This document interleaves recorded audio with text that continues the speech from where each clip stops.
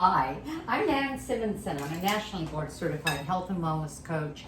I've worked for 7 years with a lifestyle medical practice, seeing remarkable recovery on the part of patients who change to a lifestyle focused way of taking care of themselves, the American College of Lifestyle Medicine has pillars of health: get enough sleep, stress management, movement on a daily basis, community, which is so important, staying away from addictive substances, and nutrition. And their recommendation is plant-based, a whole food plant-based diet, which I have been following now going on 7 years. I'm 74, and I always say I feel like I'm aging backwards. So what I'm going to show you is whole food, plant-based, and delicious. We're going tomorrow to a friend's house, and she does this on a regular basis. She invites a crowd and everybody brings a dish, and it's not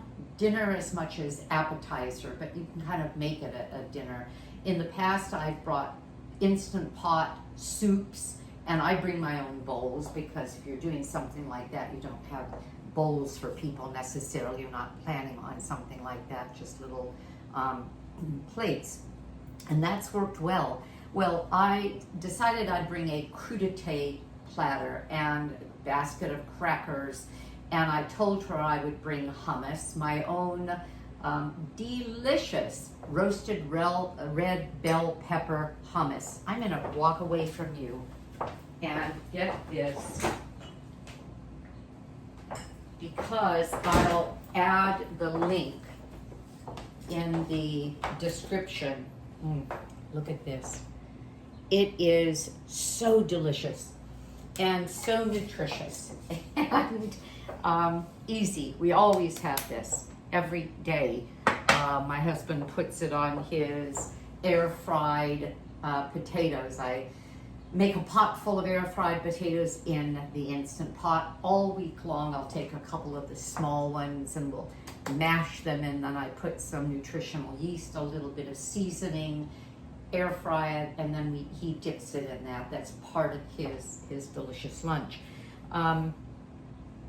So I'm going to bring a container of that, and I wanted to bring a container of something else. I thought, okay, I'll do guacamole. Well, I don't want to do chips, and yeah, guacamole is fine with crudités and crackers. But then I was going through recipes I've been collecting. I don't know where I got this. It's a printed sheet with no identification, and it is a black lentil caviar spread that will go on, well, actually I could put it on my sliced cold waxy potato circles, or I could put it on crudités, or I could put it on crackers, or serve it as a dip and let people do it that way. And I decided that's what I would do. And I knew I was going to make a lot more than just the recipe, and I wanted it as well. So let me show you what I've done. Black lentils are, well, they're darker than this when they're dry. You don't have to soak them. You don't have to Instant Pot them, because they're very quick. I put them in a pot of water. I'll give you all of the amounts, and cook them for 18 to 20 minutes. They need to still have a bite. We don't want them to be mushy, or they're not going to have that mouthfeel and that appearance of being like caviar. And cook them, I think it took 20 minutes. But I let them get so low on a simmer that maybe if I had it a little bit more of a rolling simmer, it would have been more like 18 minutes. So just keep an eye on them near the end. Set your timer for 15 minutes, 14 minutes, and then check them out. And then drain them, which I did. And you can see they're not mushy, they're not sticking together. And I cooked them in broth. Could have been water, but I thought the broth would add a little bit more flavor. And then I'm adding some very simple ingredients, and they include, and I'm just going to read them off my list, coconut aminos. Let me show you what that is. These happen to be organic from Trader Joe's. And coconut aminos could be substituted, or you could substitute tamari, and that's a gluten-free soy sauce, Japanese. You could substitute for soy sauce, but it's that kind of flavor. The difference is the coconut aminos have a tiny bit of sweetness to them. In addition to that, I used balsamic vinegar, and this one is just I actually picked it up in Italy, a balsamic vinegar from Modena. And this is capers. Got these at Trader Joe's as well.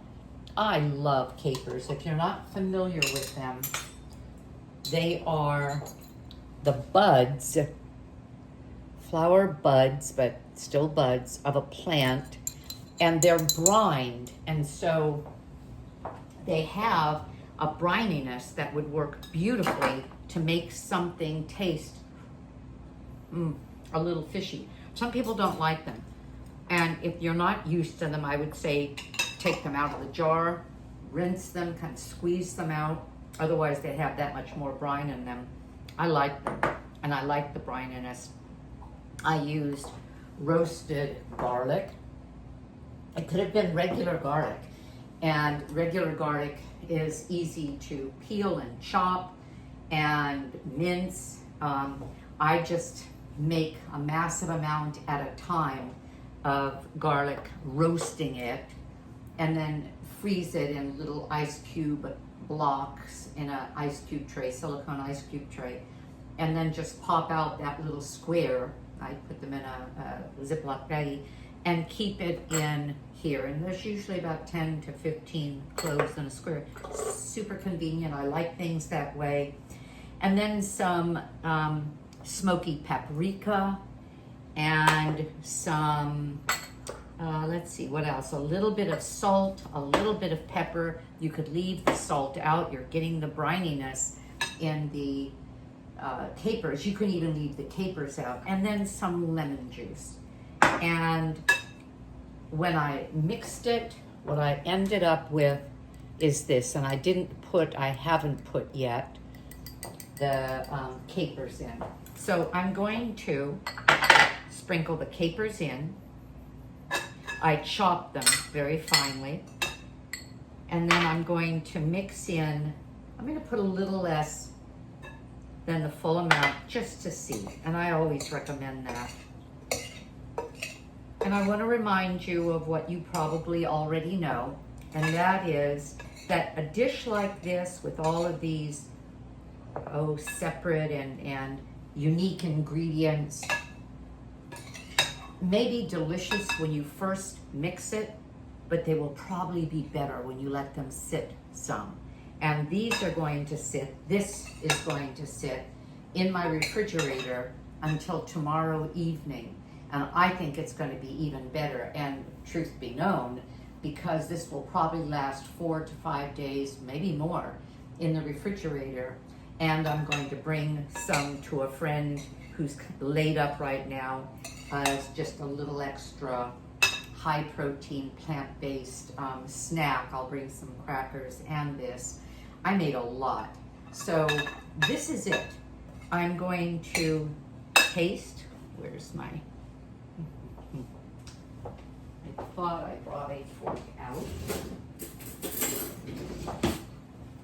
Just use a spoon.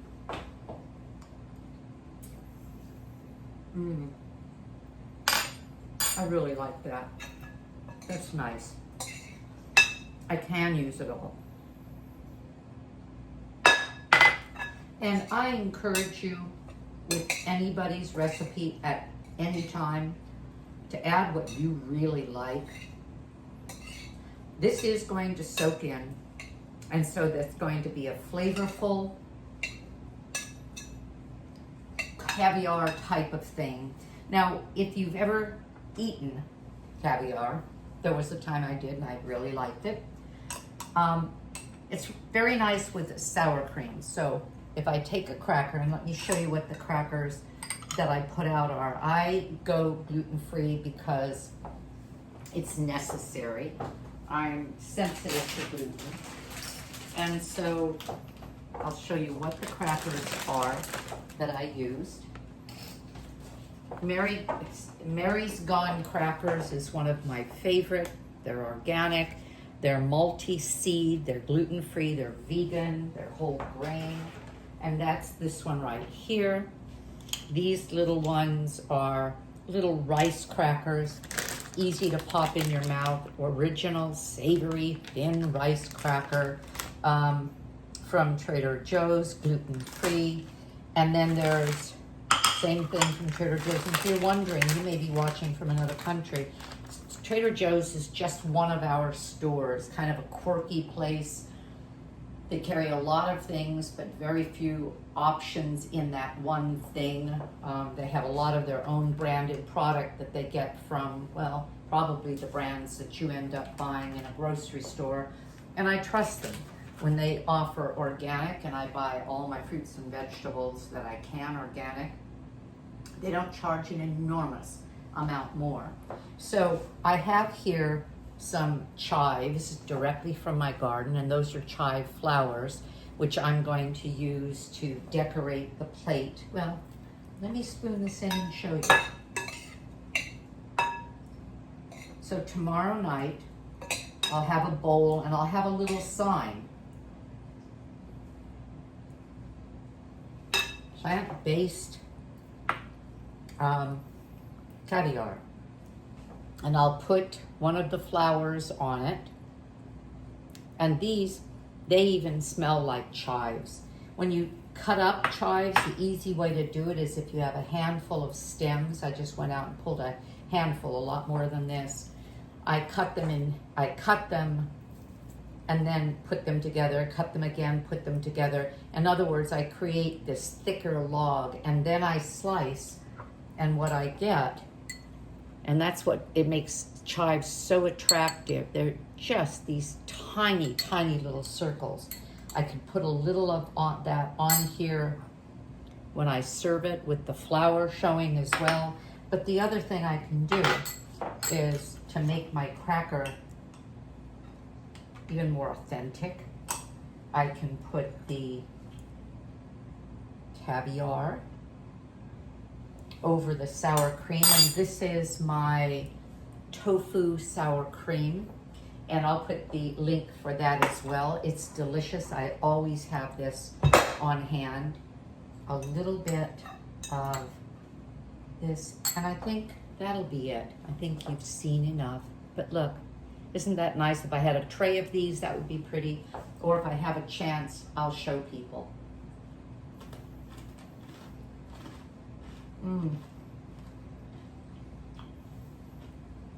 That's really, really good. And I know, let me chew the fork. I get slobbery with this, and I could have done the same thing on a piece of cucumber, the way caviar is quite often offered. I know that I'm going to be eating this out of the refrigerator, out of the bowl.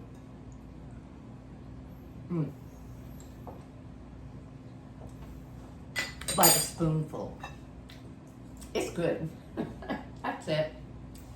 Thank you for staying with me. Thank you for watching.